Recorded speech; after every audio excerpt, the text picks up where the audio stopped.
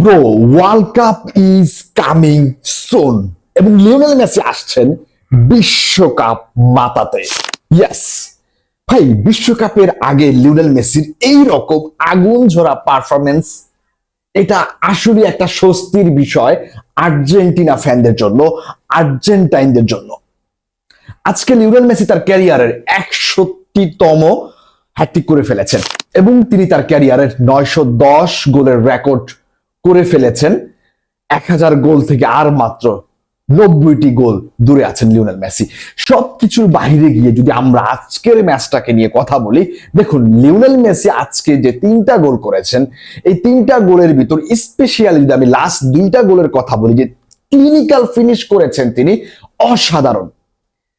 প্রথম গোলটাকে আপনি বলতে পারেন যে অপোনেন্ট আপনাকে অ্যাসিস্ট করেছে, সেই জায়গা থেকে আপনি গোল করেছেন, মেনে নিলাম আমি।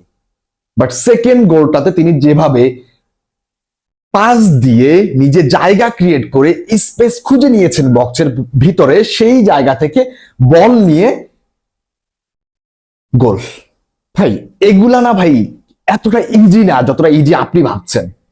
এবং থার্ড নাম্বার গোলটা ভাই ক্লিনিক্যাল ফিনিশ, তিনি পরে গেছেন, এরপরও তিনি ঠিক মতো রিপ্লেস করতে পেরেছেন, বলটাকে প্লেস করতে পেরেছেন এবং বলটা জালে রাখতে পেরেছেন।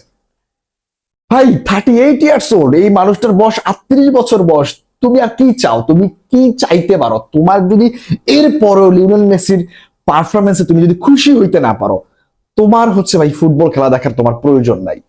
মানে 38 বছরের একটা মানুষ এখনো হ্যাটট্রিক করতেছেন, গোল করতেছেন, ভাই ম্যান অফ দ্য ম্যাচ হচ্ছেন, প্লেয়ার অফ দ্য ম্যাচ হচ্ছেন, ইভেন হচ্ছে তার রেটিং 10-এর নিচে তো কমতেছে না। লাস্ট 3-4টা ম্যাচ তার রেটিং হচ্ছে 10 আউট অফ 10। মানে আর কি চাইতে পারো? মানে বিশ্বকাপের আগে মানে তুমি আর তার কাছে কেমন পারফরমেন্স চাইতে পারো? এবং আমার কাছে কখনো কখনো মনে হয় যে লিওনেল মেসি স্টিল নাও এখনো আর্জেন্টিনার সেরা প্লেয়ার। বাট আনফরচুনেটলি একটা দুঃখের বিষয় আমার আর্জেন্টিনা ফ্যানদেরকে নিয়ে অভিযোগ, যে অনেক আর্জেন্টাইন ফ্যানদেরকে আমি দেখলাম, হ্যাঁ তারা নিজেদেরকে অনেক ম্যাচিউর আর্জেন্টাইন ফ্যান হিসেবে দাবি করে। তারা দেখলাম যে অনেক ডিসকাস করতেছে, অনেক এক্সপ্লেইন করতেছে যে লিওনেল মেসিকে হচ্ছে বিশ্বকাপে হচ্ছে গ্রুপ পর্বের ম্যাচগুলোতে খুব বেশি একটা খেলানোর প্রয়োজন নাই, সে বেশি একটা খেলতে পারবে না, তাকে কম সময় দিয়ে খেলানো হোক। মানে এরকম কথা আমি অনেক শুনেছি এবং কেউ কেউ এটাও বলতেছেন যে সেকেন্ড হাফ টাইমের একটা পর্যায়ে গিয়ে লিওনেল মেসিকে নামানো হোক, ফার্স্ট হাফে দরকার নেই। বাট আমার কাছে মনে হয় এই আর্জেন্টিনা টিমের এখনো একমাত্র নির্ভরশীল ফুটবলার লিওনেল মেসি, যিনি নিজে অফ ফর্মে থাকলেও আপনাকে গোলের সুযোগ করে দিতে পারবেন। লিওনেল মেসি যদি কোনো ফর্মে না থাকেন, একেবারে অফ ফর্মে থাকেন, তবুও তিনি আর্জেন্টিনার জন্য ইম্প্যাক্টফুল একজন ফুটবলার। এখনো এই টিমটা মেসির উপর নির্ভরশীল। ভাই মেসি যে কি পাস গুলা দিবে, মেসি যে long ball, long through ball গুলা দিবে, এগুলা দেওয়ার মতো এখনো প্লেয়ার জন্ম হয়নি ফুটবল বিশ্বে। আপনি আর্জেন্টিনার কথা বাদ দেন, এগুলা করার মতো ফুটবলার এখনো জন্মই হয় নাই। সো লিওনেল মেসিকে নিয়ে যদি আপনার সংশয় থাকে যে তিনি বিশ্বকাপে কেমন পারফরমেন্স করবে, তাহলে আপনাকে আজকের ম্যাচটা দেখা উচিত। যদি আপনি সরাসরি আজকের ম্যাচটা দেখতে না পারেন, তাহলে আপনি হাইলাইটস হলেও দেখবেন ম্যাচটা, তাহলে বুঝতে পারবেন যে মেসি ভাই এখনো কতটা ক্লিনিক্যাল। তার ফিনিশ গুলো দেখলে বুঝতে পারবেন যে সে কতটা ক্লিনিক্যাল ফিনিশ গুলা করছে। এবং তার বল মুভমেন্ট, তার সোলো রান, তার পাসিং চুজ অ্যাবিলিটি, হ্যাঁ তার পজিশনিং, এই জিনিসগুলো এখনো ওয়ার্ল্ড ক্লাস মানের।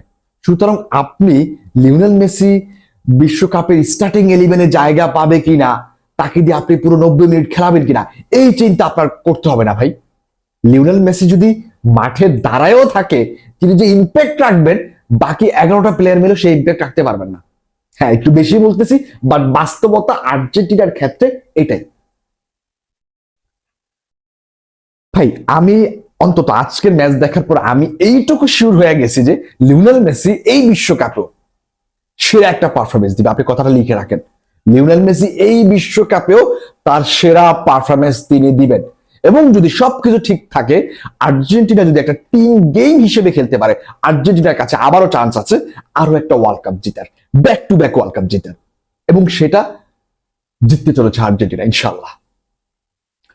সো সকল আর্জেন্টাইন এবং লিওনেল মেসি ফ্যানদেরকে অভিনন্দন জানাচ্ছি। লিওনেল মেসি আজকে হ্যাট্রিক করেছেন এবং আশা করছি লিওনেল মেসি তার এই পারফরম্যান্স ধরে রাখবেন বিশ্বকাপ পর্যন্ত এবং তার সুস্থতা কামনা করে শেষ করছে আজকের মতো।